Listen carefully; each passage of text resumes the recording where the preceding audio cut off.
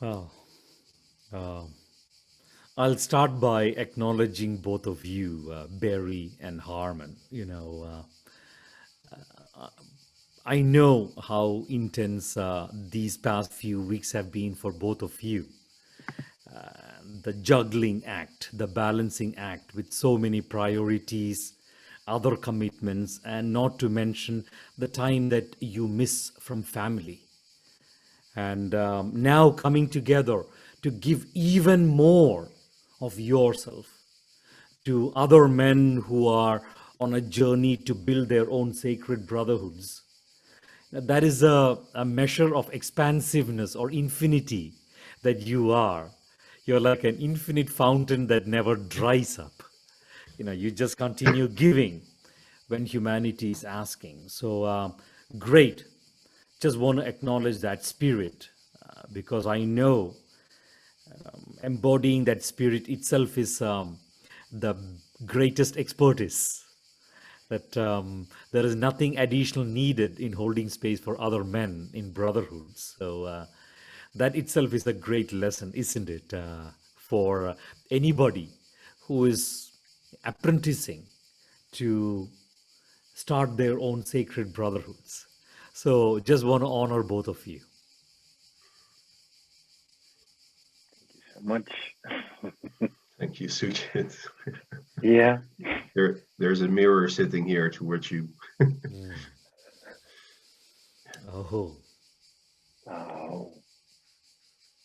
Yeah, and I really want to take the moment also to thank you, Sujith, for, well, there's hardly words to describe how much of your very precious time you have already put in over all these years, not only to your own spiritual practice, but also to the service of not only men, but also nations and communities, and have been such an inspiration to so many souls in the world, really on all continents. It is such a privilege that our paths have crossed, but also that I feel I've been privileged to walk beside you as a brother for the last 5 years, and really want to acknowledge you for the inspiring applied spiritualist that you are, walking the talk and joining us here to also bring more illuminations for men that feel called to walk the same or a similar path in their own unique way. So thank you for also taking your time away from your family in this month of subtraction to be here. Amen. Thank you. Thank you for that acknowledgement. Yeah. Oh. Yeah. Nothing to add, but only to acknowledge that what is said is very complete. A little add from me towards an acknowledgement from Harmen, since I have met many men, and he being the first man who walked together on this path of working with men. And thank you for bumping heads, feeling the pain, sharing the pain, and still being there. For all men who are watching, Harmen is a very respected brother of mine, and it wasn't easy all the times, and it was worthwhile every moment of it. So I want to acknowledge that. Aho. Oh. Oh.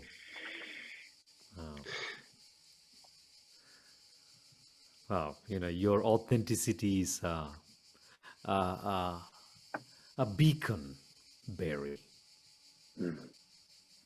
Oh. Oh.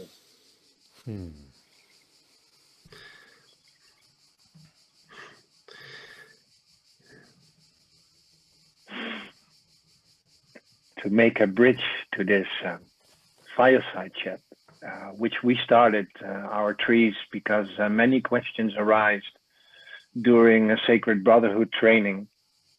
And I just realized starting here and with the acknowledgement of each other that, wow, a sacred brotherhood is worth starting, worth keeping, and worth expanding, because you are just two brothers. And there are many more behind us and next to us. So, yeah, we started this site because many questions arise about starting a sacred brotherhood. More questions, which helps to illuminate certain perspective, but also to get rid of the excuses not to start. Yeah. And also to find more safety and clarity inside yourself. So that's why we started this fireside talk, because many questions look alike or have the same structure and categories. So we thought we can explain them over and over again and share them, or we can bundle them and start a fireside chat and see where it goes. And that's where we are now. Yeah, thank you for making that bridge, Barry. And so actually, there are quite a number of clusters of typical questions. I would say typical questions men ask, and some have to do with how to launch the circle, how to inspire other men to join, and also to inspire them to join again. And there's also a bunch of questions on leading the circle, on keeping, providing for a safe space, the standards of the circle, and maintaining the standards, and also basically how to manage the energy of the circle. And so where shall we start with this inquiry? Shall we start at the beginning with the launch, which is logical, or shall we start where the energy is strongest? You know, listening to both of you, Barry and Harmen, the space that you naturally create is a testimony of your leadership. And for me, it's like I'm sitting here and watching a movie screen of the leadership for a sacred brotherhood. So I feel that you're already demonstrating leadership. What, there are so many different types of questions around how do I show up as a leader? And I am looking at you, Barry and Harmen, and I see this is how. I feel very much at ease. I feel safe. I feel relaxed, present in your presence. And that's a testimony to your leadership. And beyond all the advanced science and all the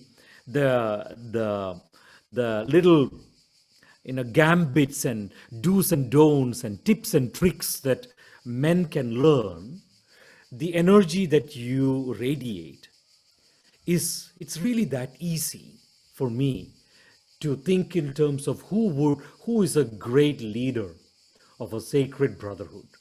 And you energetically, emotionally, you're both embodying it at this moment. So for anybody watching this ease, this fluidity, this togetherness, connection, I believe is most natural for healthy men and something that you guys are embodying. So leadership is being already on display. Yeah, and Aho. and aho, Oh, and wanting to note that being together as leaders is actually Well, if I reflect back on the 5 years that I've been holding space for other men, inspired at the festival in 2016, immediately jumping in. If I look back at it, then I say, and I always say that, and I also said it last week in our little subgroup, that actually this is the most profound leadership journey one can be on, holding space for other men. It's for me, it's like it's the exponential way of any management trainer in training, leadership development training program, holding space for men consistently, regularly for multiple, well, years in my case, for a longer period of time. There is nothing for me that really can beat that. That in terms of leadership development. And why is that? Because I would say two things. There's, on the one hand, everything that is in me and in my way of showing up fully as a leader, as the person I am, is showing up in a circle. So it's one big journey of gifts, of presence, of things to look at in the self. So everything that is blocking me from being me, blocking me from being the leader I am, blocking anyone of being the leader he is. And I would say also in the realm of femininity, probably also anything in the way of what she is showing up in a sacred brotherhood. And I would also say that anything that one can experience in any leadership position, in any company, organization, whatever it is, when being amongst other people that show up fully, whether it's stakeholders, whether it's competitors, what it is, coming to the table in a sacred brotherhood, because the sacred brotherhood strips any mask, anything that's really in the way, all the veils are sort of dropping, and it's about being and becoming human in its bare and raw essence.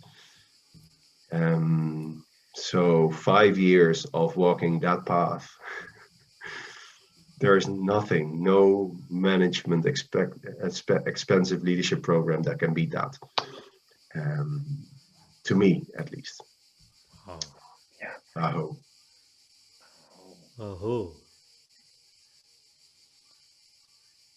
To build a little bit further on that, Harmen, is I noticed that you speak about it very easily. And I was a witness of you starting this journey. And you sounded completely different at that moment. Why I recall this and bring this in is many men want to start this journey of facilitating men's work and being a leader. And we talk about standards and about inviting and touched on the subject of leadership. What I also want to bring in is starting a men's circle feels very scary. At least my first time was very scary. And now that I'm walking this path for 7 years, I feel at ease. And at some moments, it still feels a little bit scary, or new situations come up, and I'm feeling comfortable in feeling uncomfortable. And in the beginning, it was different. So why, for me, joining this fireside chat is also to make men aware that this energy that we are sharing is there always, but it's not always visible. Especially when you start a circle, you feel naked, you feel on the spotlight, and everything that is in you will arise. Your insecurity, your your patterns, your behavior, your not wanting to fail, your, oh no, everybody's looking at me. What you just shared, Harm, is all true. And what I feel that are also all the reasons not to start this men's circle. So everything that you are smiling about was for me at the beginning every reason not to start it.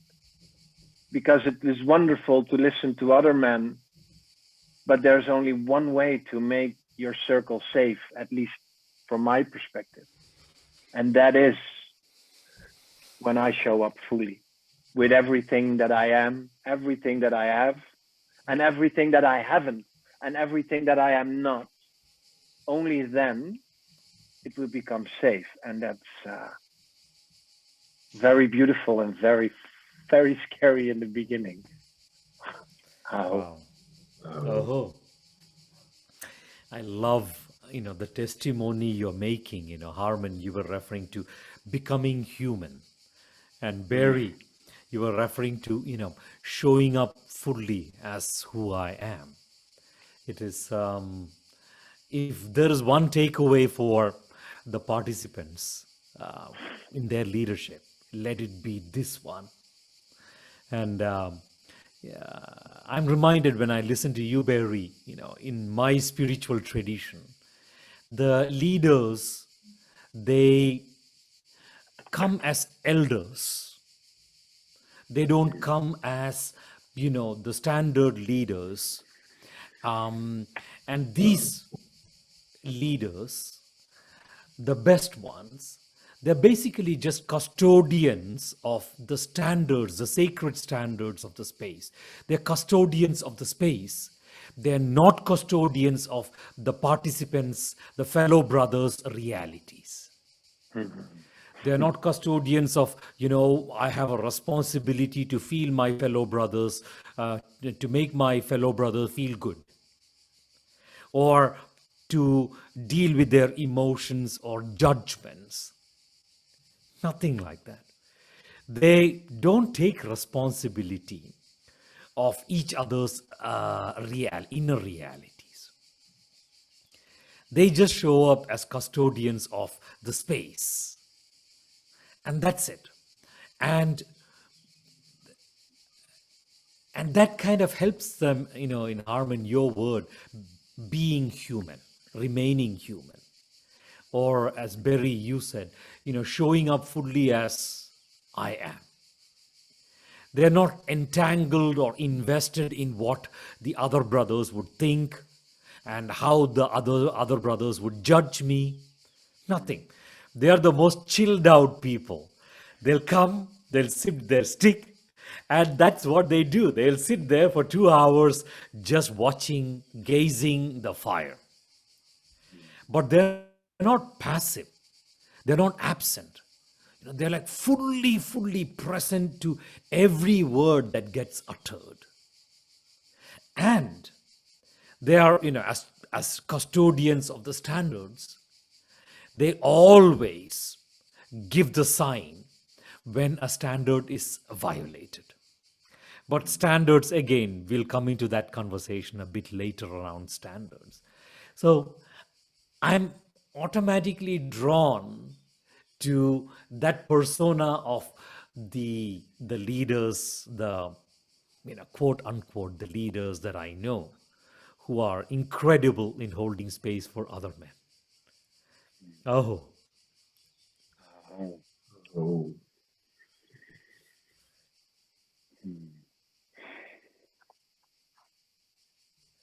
That's a beautiful link that you bring, Sujith. It's almost, you talk about an art, and it's the less is more. And by sort of that credo, actually, you're more present than ever. You're more aware than ever, and you're more in tune and in line with the energy of the circle than ever, and you're more clear on the real essence of what is being shared, even if it's a 10-minute monologue on someone that needs to sort of externalize his feelings to be able to look at it from a distance. And you're not being absorbed in every single word. You only hear the essence, including knowing that this brother simply needs that moment to really externalize all these feelings, because otherwise he keeps processing this internally for a number of weeks and weeks, and at some point it may actually explode, either with a negative impact on himself or his surroundings. So holding the space for someone to externalize in order to clean and to clear is sometimes the raw essence of what is happening. And being able to see and hold that in compassion and in mildness, and at the same time also aware of the standards, but also the energy of the circle of where the other men are. That is, in a way, for me, that's sort of the summit, or whatever it is, of what shall we call it? It's not a leader of a circle. It's you refer to it as an elder. Is it a standard bearer, or is it, I don't know, the energy keeper? I don't know what it is. A facilitator. It's the most complete word. Yeah, for me, a facilitator is all of the above. He facilitates the space, and for that, he needs to do nothing and be aware of as much as possible. and leading by example. When I listen to you, when I see you guys, it's for me, it is it's one thing to be a standard bearer, a custodian of standards. It's another thing to be an embodiment of those standards. And I remember, in the list of questions that the brothers shared, questions like, how do I bring the circle back to the feelings, or how do I set the atmosphere for others, etc. It is, for me, a more foundational question is, how do I keep it real? Like Barry, you mentioned, how do I show up as I am? How do I keep it real? How do I show up in my feelings rather than be cerebral or mental? Instead of asking, how do I set the atmosphere for other men? How do I live and breathe the standards? I can't imagine that there is a greater leadership that I can inspire others with than embodying it, keeping it real myself, embodying that which I'd like others to live by, both in the circle and in my daily life. So that embodiment, being the change I want to see, that embodiment, it's coming back to me as the most important leadership practice to inspire the circle. Aho. Oh. And what arises with me talking about this together is, as I recall, we started by how do people start a circle or invite people, and we very quickly talk about standards and showing up as ourselves. Funny thing is that also with the men who are asking these questions, it looks like that being authentic, having standards, having these leadership skills are like, how do you call it? the English word voorwaarden, Harmen, are mandatory for starting a circle. Let me say it like that. Yeah. Prerequisite, And sorry? prerequisites, I would say. Okay. Like Prerequisite. sort of tick them off. Yeah, but that is an illusion, because what I want to bring in is that all these qualities that we have acknowledged from each other weren't there the first circle we held. Yeah. They weren't there. Ooh. The ease, the deep connection, the not being in the mind and stepping in the field of the unknown. With my circles, it was not like that. I was I was stepping into leadership, and become aware that that's what's scary. Wow. That triggered a lot of things within myself, which only then I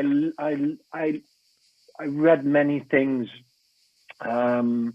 There was no men's circle in Eindhoven the time I started, so I didn't had a mentor or a teacher. I just had this longing inside myself that I wanted to be with men. That was my kickoff key. There was no men's circle as far as I could see in Eindhoven, and my dad passed away a little bit earlier, and I needed mirrors. I needed to know who I was as a man, and there was no such space. That was my trigger, not my leadership, not my past in being a commercial guy and knowing how to PR and sell stuff. None of that. Not the ego, like, oh, I want a man circle and I want to lead this man to whatever. No, it was very, very, very, very egocentric, because I wanted to see myself as a man, and I was willing to do everything, be vulnerable, start things that I didn't know how, didn't know standards, blah, blah, blah, blah, blah. And just start because this longing was so big. And that was my journey. And afterwards, the teacher stepped up. Afterwards, Wiebe showed up. Afterwards, Sujith showed up. Afterwards, Harmen stepped by. Not earlier than just start because I needed that. I hope. Wow. It's kind of your leadership being initiated through fire. Huh? It's just putting into the lurch and learn it. Well, that's a special experience, huh? Especially on this note, for all men who are doubting, my first men's circle, there were 0 men. I invited my friends. I shared weeks before with friends that I was planning to do this and that I was scary that nobody would show up.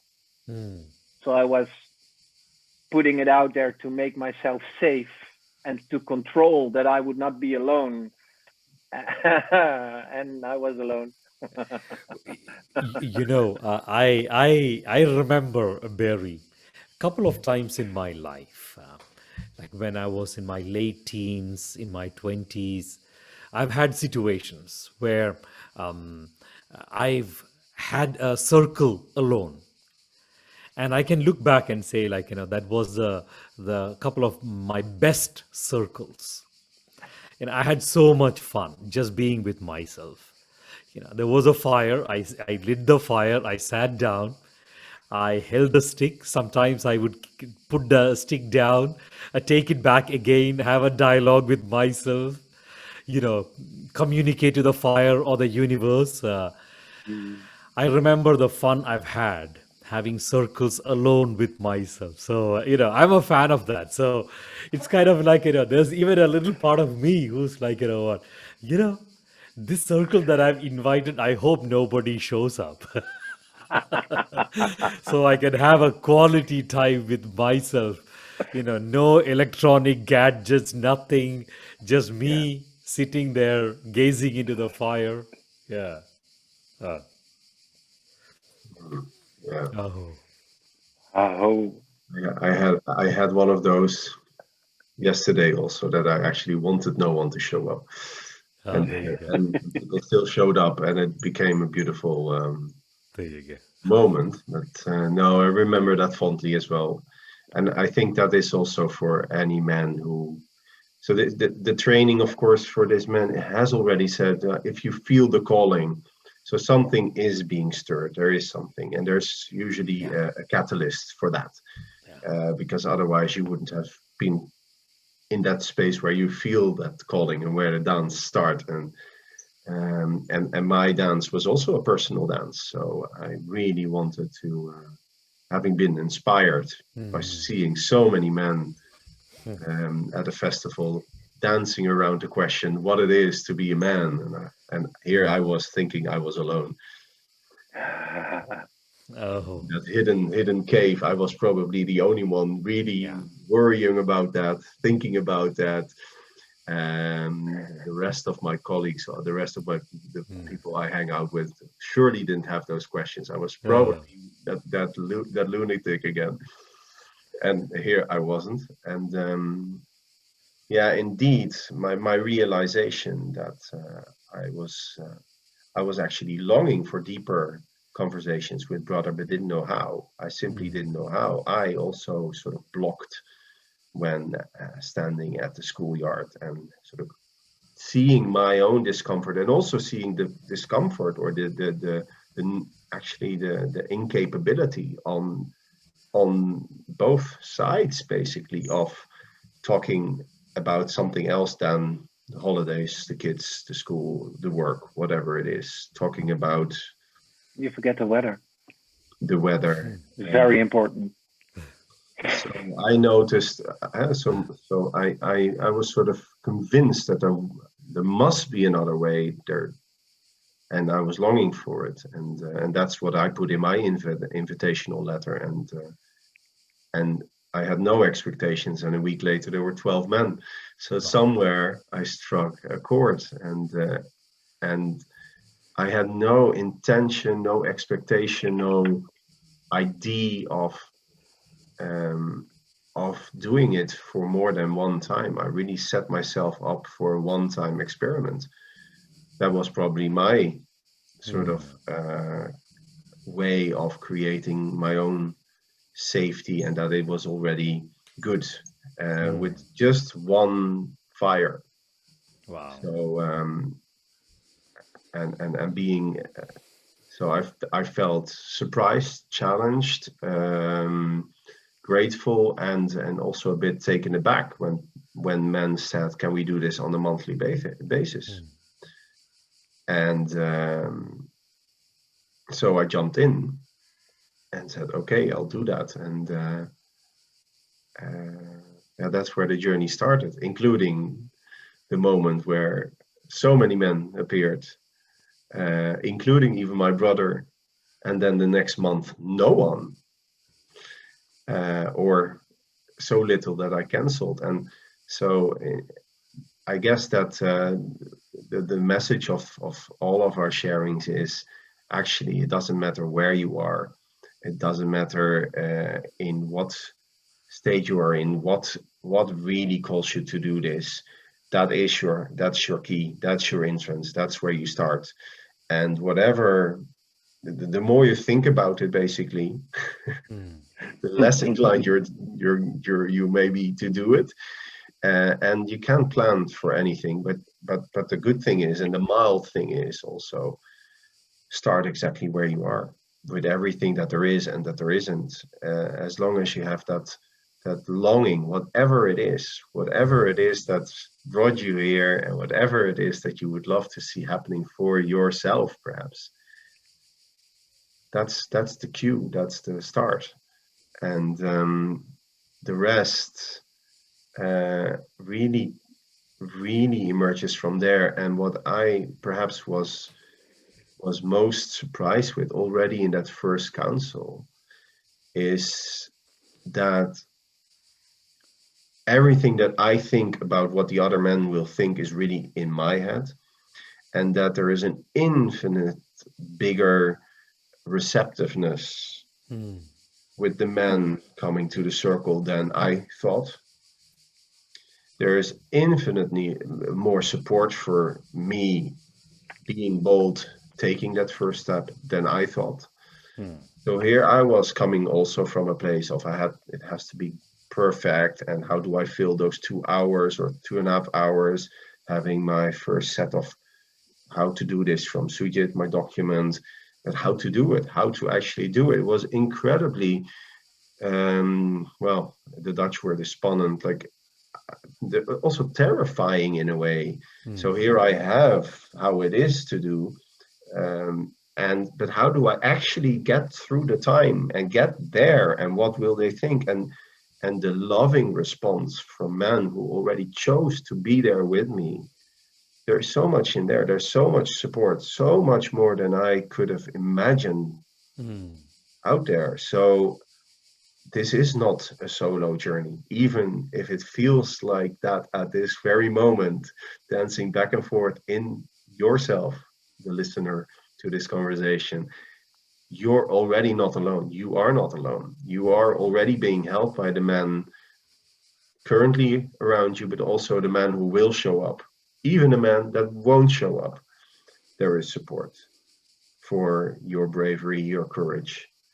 So, yeah, just want to bring in that touch of mildness, support, comfort, that you're exactly in the place that you need to be to take the first step.